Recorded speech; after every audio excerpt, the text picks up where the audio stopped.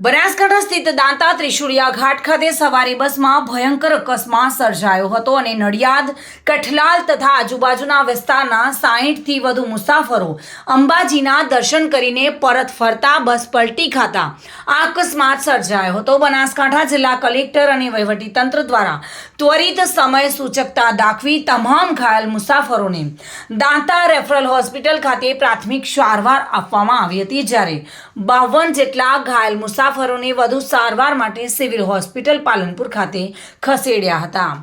જિલ્લા કલેક્ટર મિહિર પટેલ અને જિલ્લા પોલીસ અધિક્ષક અક્ષયરાજ મકવાણાએ દાંતા સ્થિત ત્રિશુળિયા ઘાટના અકસ્માત સ્થળ વિઝિટ લીધી હતી અને જે બાદ તેઓએ સિવિલ હોસ્પિટલ પાલનપુર ખાતે ગંભીર રીતે ઘાયલ થયેલા મુસાફરોની મુલાકાત લીધી હતી। જિલ્લા કલેક્ટરે સિવિલ હોસ્પિટલની મુલાકાત લઈને ગંભીર અકસ્માત બાબતે સમગ્ર સ્થિતિનો તાગ મેળવ્યો હતો। તેમણે ઘાયલ લોકોને રૂબરૂ મળીને તેમના ખબર અંતર પણ પૂછ્યા હતા।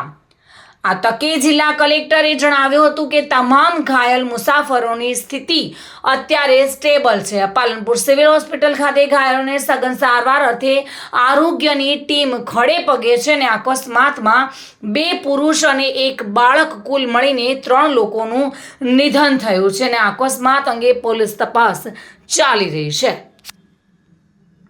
આજે સવારના રોજ અંબાજીથી નડિયાદના કઠલાલ અને આસપાસના ગામના લોકો દર્શન કરી અને પરત ફરી રહ્યા હતા, ત્યારે ત્રિશુળિયા ઘાટ પાસે બસની પલટી ખાવાના સમાચાર મળ્યા હતા। તાત્કાલિક એમ્બ્યુલન્સ અને વ્યવસ્થા કરી CHC દાંતા ખાતે તમામને રિફર કરવામાં આવ્યા હતા। બસમાં 60 કરતાં પણ વધારે મુસાફરો હતા। ત્યારબાદ પાલનપુર સિવિલ હોસ્પિટલ ખાતે 52 જેટલા લોકોને રિફર કરવામાં આવ્યા હતા।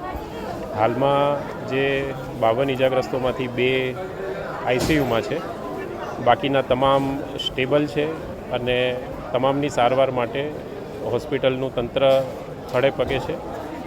અકસ્માતમાં 2 પુરુષ અને 1 2 થી 3 વર્ષનું બાળક એમ કુલ 3 લોકોના દુઃખદ મૃત્યુ થયા છે।